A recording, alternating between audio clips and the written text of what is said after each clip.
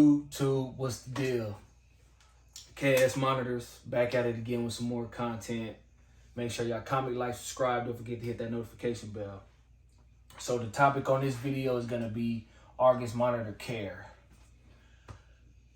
My Argus Monitor Care, the way I do things, my practice, the information I'm going to be telling you guys is going to be from my keeping and, my knowledge. You can Google and talk to whoever you want to talk to. That's fine. You don't have to go off of what I say.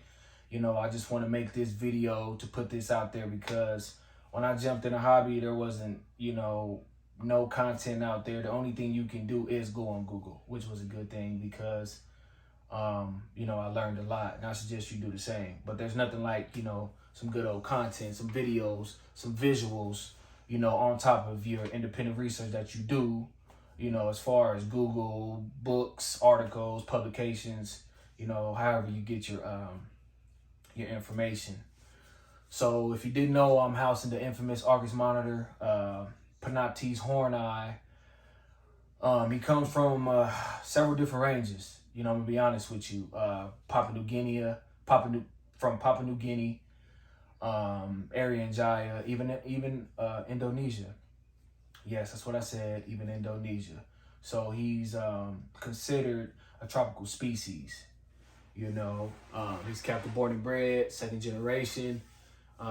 He's about almost 4.5 months now. He's 20 to 22 inches. So far he's growing fairly fast. Typical Argus Monitor, aggressive. Just like any other, Argus Monitor. That's just their personality. It is what it is. Eventually he'll tame down, and when he does, that's fine. And if he never does, that's fine too. I'm working with him. He's eating off tongs. He's thriving. So I'm not really worried about taming him down and conditioning him. That time will come. I'm more of a keeper that's always worried about what really matters and what counts, and that's just the overall care and husbandry when it comes to these animals. So yeah, this is gonna be a series. This is episode 1. So yeah, let's jump straight into it and then start off with enclosures. This is what I do. I start all my hatchlings off in a 4x2x2. That's 4 foot long, 2 foot wide, 2 feet high enclosure, and I seal them with dry lock. I use 3 or 4 coats. I let it dry for about a week, and then I hit all the seams with caulk, just to make sure everything is sealed the way it's supposed to be. So that way when I go to spray down the enclosure, or if I turn on my mister, I don't have to worry about my enclosure leaking. So yeah, I start all my hatchlings off in 4x2x2. It has worked great for me with all my monitors. I've been in the hobby for some years now. I got some time under my belt. You know what I'm saying? And I've housed a multitude of different species of monitors, from Niles, Savannahs, Mangroves, Quince monitors, Peace Throats, Salvatores, you name it. So, I got some wind behind my back. So, yeah, this is the way I do things. I start all my hatchlings off in 4x2x2 enclosure. 4x2x2 works perfect. It gives them that perfect thermal gradient. The temperatures differ, of course, but that's just what it's going to be when you have a medium to large size enclosure. But that's what you want. You want your animals to be able to thermal regulate their bodies, because yeah, they are monitors, they are cold-blooded, we all know that, but at the same time, these animals don't like to be hot 24/7 of the day. They don't like it, and their body just can't take it. Eventually, if they get too hot, their body is shut down, and they'll die. So a 4x2x2 works perfect. My setup is pretty bare. I start all my hatchlings off in a bare setup, so that way they're able to acclimate and get comfortable and not, fall into shock or get some type of anxiety because their enclosure is too big and they're uncomfortable. So believe it or not, too big of an enclosure can really, be detrimental to your hatchling, especially if you have a shy species like a mangrove or a quince. They may not do as good in a, bigger enclosure. So yeah, let's start off with ambient temperatures. The ambient temperatures of my enclosure, like I said, they differ From the cold side, it starts off at about 75. And then once you start to ease towards the middle of the enclosure, temperatures start to hit in the mid 80s. And once you ease even closer to the basking platform, the temperatures reach 90 to 100. And then of course, under the basking area, the bulbs, I would say they're about 11 inches from bulb to surface. And on one of my basking platforms is a piece of slate rock that gets anywhere from about 120 to 130, maxes out at 130. On the opposite end, I have a piece of slate tile, which gets up to about 140. And the range on that is anywhere, of course, from, 120 to 140. I think the highest I seen it was 145. And my Argus monitor, he uses both platforms. Sometimes he likes it, hot. Sometimes he likes it cooler or whatever. So he just bounces back and forth. I keep an eye on him so I know, what he likes. And that's another thing I advise you to do is watch your monitors, because your monitors are going to tell you everything you need to know. That's the beauty of this hobby. All you got to do is just put the time in and pay attention to your animal. They will tell you everything you need to know. You know what I'm saying? And it'll make everything a lot smoother, and the overall being of your animal, he'll just thrive. If you just give him what he needs. You know what I'm saying? So yeah, let's jump into it though with humidity. I want to bring this up because I've seen a lot of keepers either house tropical species and they provide little to no humidity because they don't know no better. And then I also see guys that run from, providing high humidity because they don't want to build enclosures annually. But that's just part of the game if you don't start your animals off with PVC material. You're going to have to build enclosures annually. The longest I got out of my wooden enclosures after I sealed it with dry lock, I would say a little over 2 years. And it kind of differs. The last enclosure I built, I think I got 16 months out of that. And that's keeping, moderate to high levels of humidity all year round. Because like I said, the Argus monitor, Panoptes horni, comes from quite a few ranges. And if you go to Google, you can type in Papua New Guinea or Irian Jaya, Indonesia, and it'll tell you the climate there. The humidity is, I believe, 80% all year round. So humidity is key.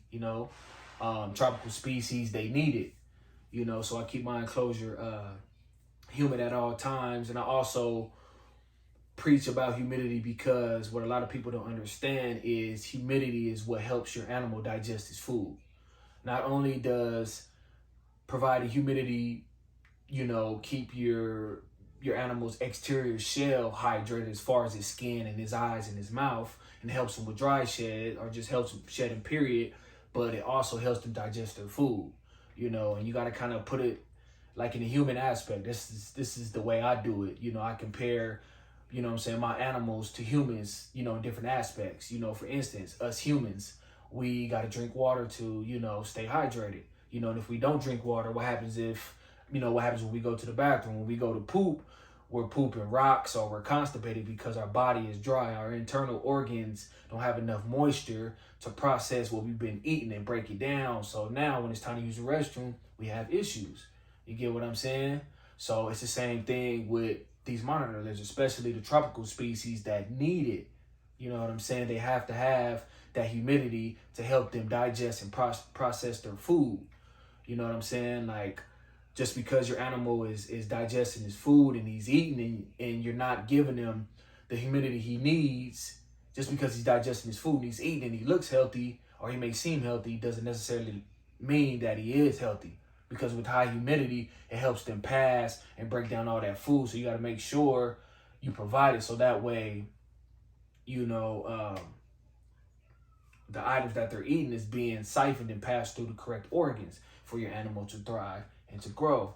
So that's why I always preach high humidity. A lot of people may talk down on it. A lot of people say, oh, you spray your enclosure down, you're going to cause all types of issues, but that's not the case. If your enclosure is set up right and your ambient temperatures are right, your basking temperature is right, that water is going to evaporate off of whatever substrate you're using, and it's going to balance, and it's going to create an ecosystem to where your enclosure is not just going to be soaking wet. The top layer will, eventually start to dry out after a few hours, 1 or 2 days, and then the bottom layer will be moist, and that's what you want. That's exactly what you want. That's perfect. And I've learned this over the years. Like I said, I've studied my monitors. I've watched them. So yeah, like I said, high humidity, man, they gotta have it. They need it. So yeah, let's talk about diet now.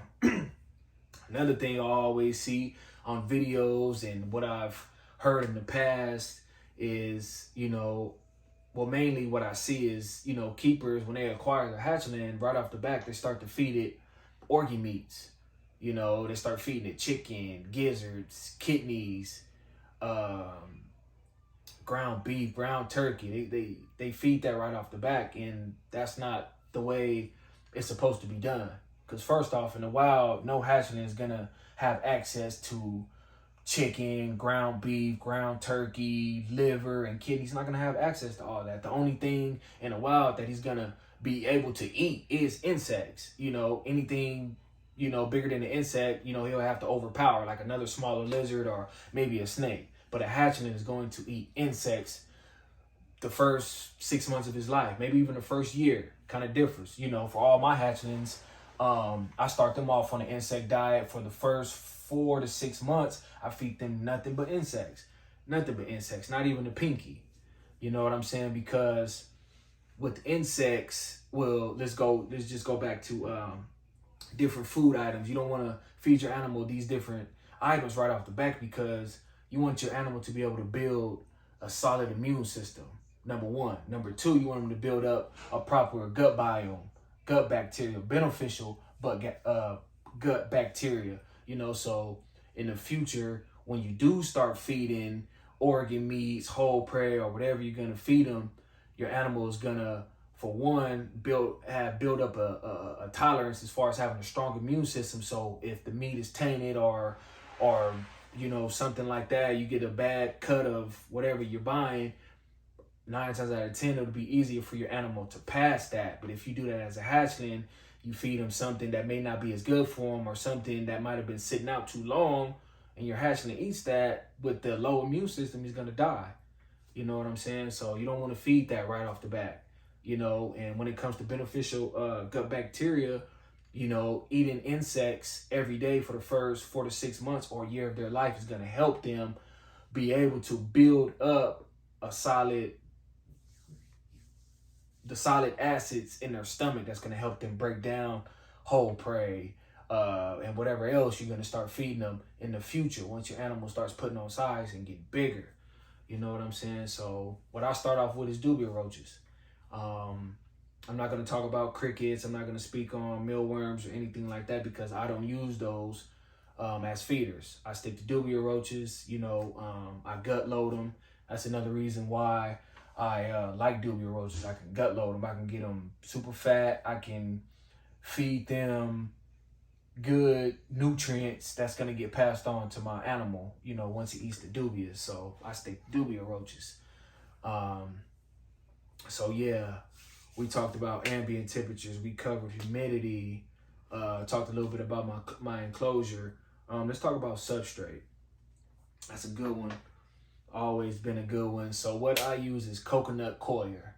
In the past, when I first got in the hobby, I spent a lot of money trying different topsoils. I used to stress about trying to find topsoil. We all know how it is. You can never just find that perfect soil. So I just discarded it a long time ago, and I've been using coconut coir for the last 5 or 6 years, and it works perfect for me. It holds humidity. It holds burrows. It just works well. There's no additives. There's no chemicals. There's no pH buffers that's in like a lot of these soils, especially soils. We're not going to talk about soils. I'm talking about topsoils. We already know about garden soils and that type of medium. You definitely don't want to go that route. You want to stick to something that's organic through and through, because like I said, with high humidity, let's say you buy a soil and it has some type of fertilizer in there or some type of pesticides. It may look good, And it might seem good for the first few days or for the first few weeks, but I guarantee you after you spray that substrate down, vapors are going to start to expel from the substrate. And like I said, you know, directional flow animal, it's taking in everything in this environment. So if your humidity is high, your animal's breathing in all of those toxins, which are negative biologicals, which is what you don't want.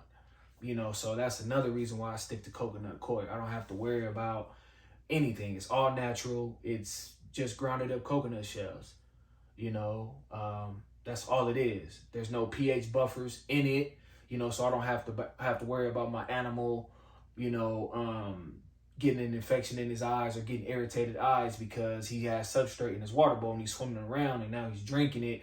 You know what I'm saying? I don't have to worry about any of that with coconut coir because it's, you know, it's pH neutral. So it has nothing in it. It's just all organic. So yeah, I think that pretty much covers it. Like I said, this is going to be a series. It'll probably be a part 2, maybe even a part 3 on care. And like I said, I'm going to continue to drop content.